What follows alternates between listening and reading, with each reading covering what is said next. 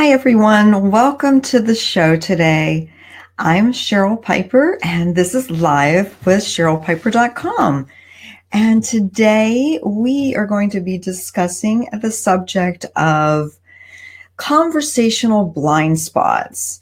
So we're going to go ahead and get into that in a little bit. I just like to announce really quickly that if you are watching the broadcast other than on my the original broadcast on my business page, which is you can reach that at Cheryl Piper Sends Love on Facebook. I'd like to scoot you over there if you can, because that is where I can see your comments. And I love to have you guys be part of the show and want to get all your questions answered. So please let me know if you have any questions on this subject as we move into conversational blind spots. And wow, we all have them. And I was sitting thinking about what should the show be about today? And just having a conversation, and this topic kind of popped into my mind because this is part of my training with conversational intelligence, or CIQ. And there's an area where we just really have blind spots. And you know what? I am going to pop up, since I have this up on my screen, and then that way you guys can see this as well as we move through this.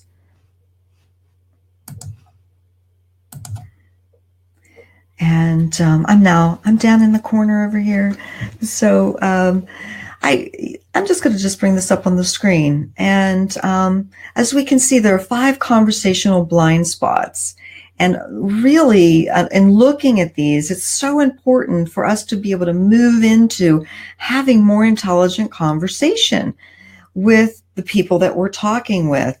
Because I'm not sure if you guys remember or not, I was sharing with you some statistics that I was reading an article. It was done by Stanford University, and it was talking about how 9 out of 10 conversations miss the mark in communicating. And so, I mean, that's huge when you think about that.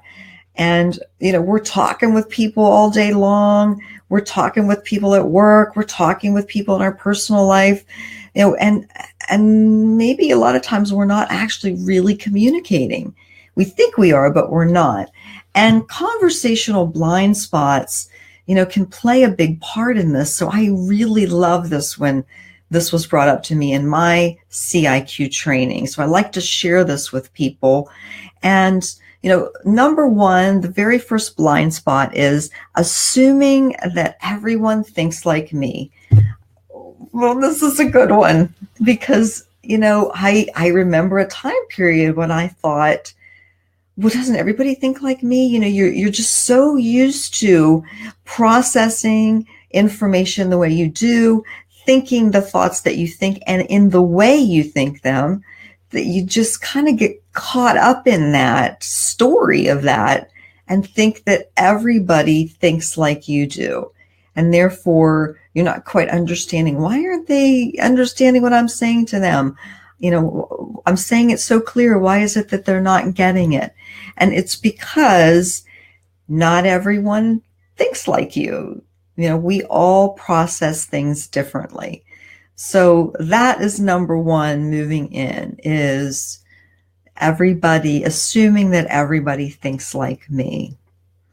And number 2 is feelings don't change my reality.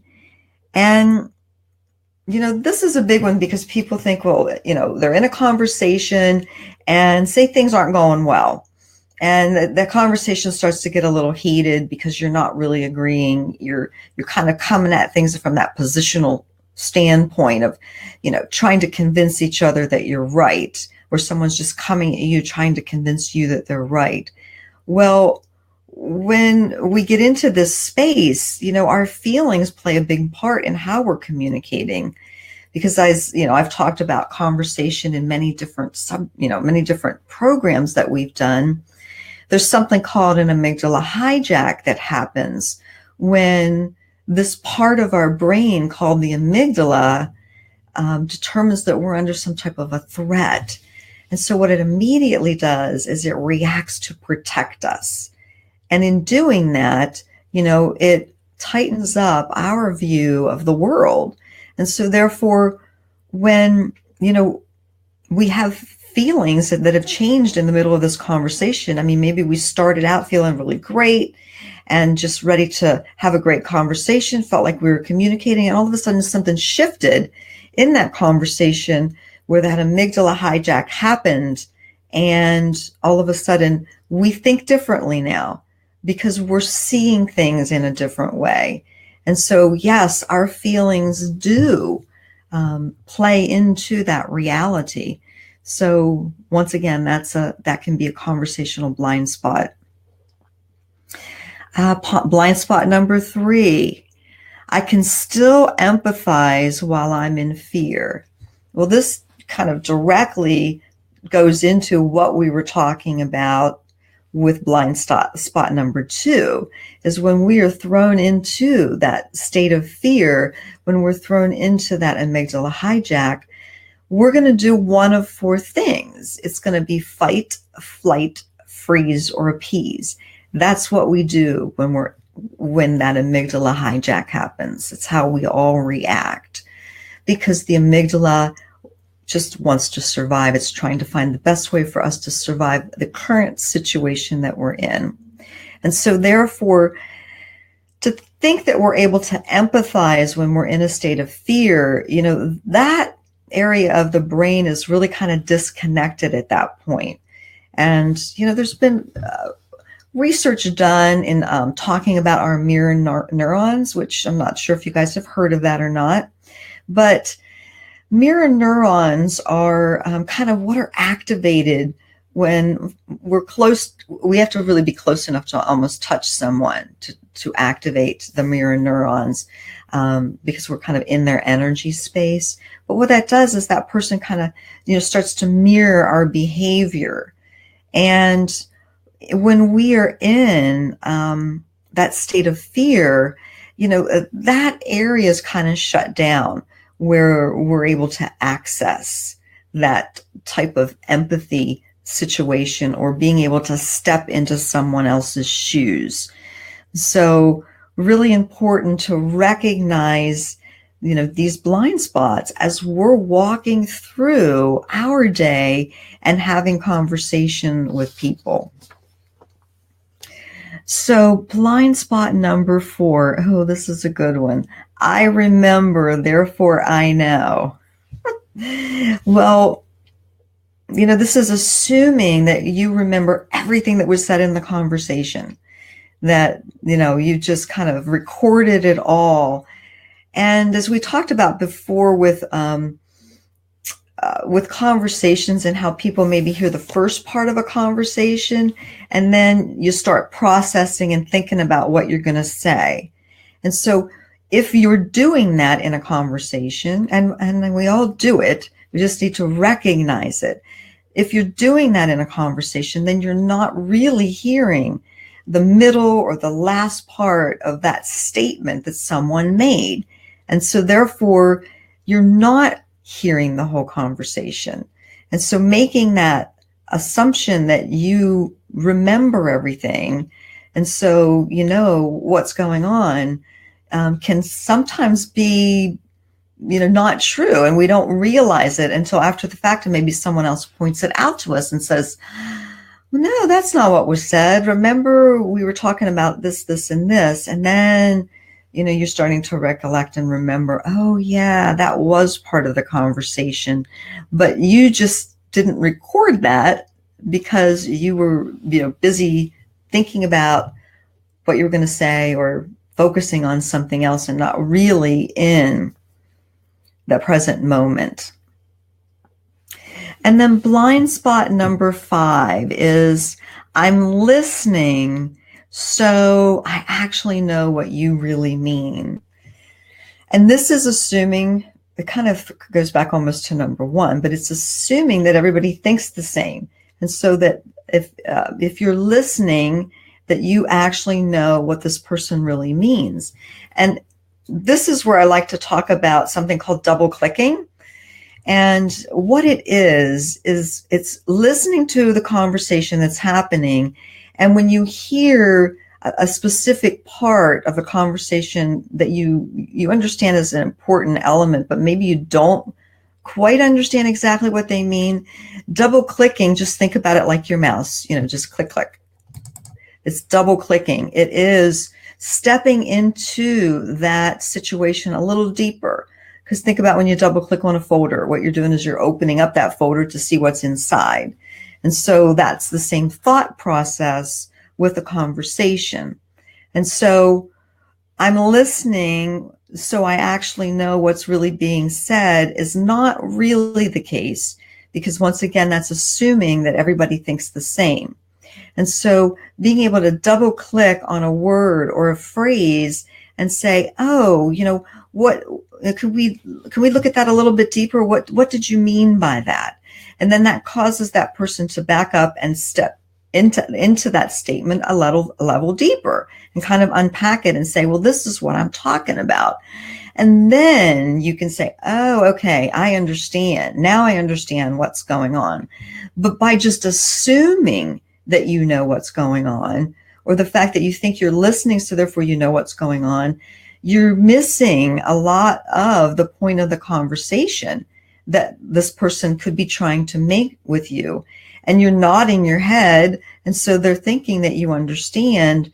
And the two of you could walk away from a conversation and think you understood each other, think you communicated, and then you find out later when you're talking to other people that you guys weren't communicating at all, because they said this and this, and you were thinking this and this, and you're thinking, ooh, wow, it seems like we were almost in a different conversation.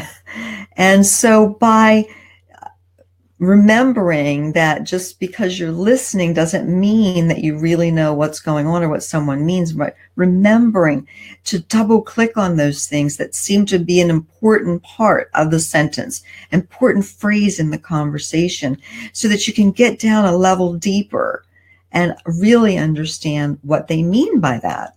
Hi, John, thanks. And so in doing this, it really helps to unpack what's going on in the conversation.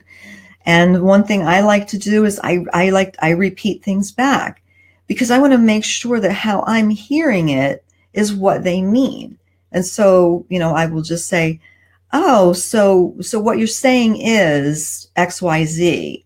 And they'll either say, oh yeah, Cheryl, that's what I meant. Or they'll say, no, that's not what I was saying at all. I meant this. And so just being able to double click and kind of really look at what is being said makes so much more clarity in the conversation for both parties involved, rather than that surface nodding your head and assuming that you know what's going on. So that is what I wanted to chat about today. And again, these are the 5 conversational blind spots. And really, if you can look at these and remember them while you're in conversation, you really take your conversations to a new level, because you are really putting yourself out there to be the communicator, to be the one who is listening, to be the one who is understanding exactly what's happening in the conversation. And then, that's where all the magic happens, because when we're really communicating with each other, then we can move forward into creative thought, into creative conversation, into inspirational thought, into your imagination, and create great things together. And so I just want to kind of just review again those 5 conversational blind spots. Assuming that everyone thinks like me. Feelings don't change my reality. I can still empathize even though I'm in fear. I remember, so therefore I know. And blind spot number 5, I'm listening so I actually know what you really mean. And so you can see how all of those could be blind spots and could be pitfalls in a conversation with how we've just briefly discussed them. And there's just so much more in conversational intelligence, or CIQ, to help us with becoming better communicators in conversation with each other. And this is just one of the things that I enjoy sharing with you to help you moving forward in your day. So I just want to thank everybody for joining me. And I want to chat about Wednesday, our next show, which is interview day. And my interview is going to be with Joy Ruffin. And Joy has a few different talk shows on Facebook and other platforms. And one of them is called Leading Ladies, Leaving Legacies. And so we're just going to chat with her and talk about all the positive things that she's doing out in the world to help promote all of the good inspirational thought that these people bring. And so I'm real excited about interviewing her. She's in sunny Florida, and so she'll bring a lot of life to our conversation. So again, I would like to thank you for joining us, and also all of those people women that are in South Central PA, Maryland, and the Eastern Panhandle of West Virginia. TriStateWomanRetreats.com is coming across the bottom of your screen. And the April meeting for Tri-State Woman Retreats is this Thursday. So cutoff for purchasing the tickets is going to be tomorrow, Tuesday, at 11:59, almost midnight, so that we can get everything ready for the program. So once again, thank you so much for joining me today. Please, any questions that you have about conversations, about conversational intelligence and ways to improve, I am here and I am ready to listen. And I just really want to answer any questions that you have. So feel free to ask your questions. Again, I'm Cheryl Piper, and this is Live with CherylPiper.com. Enjoy the rest of your day.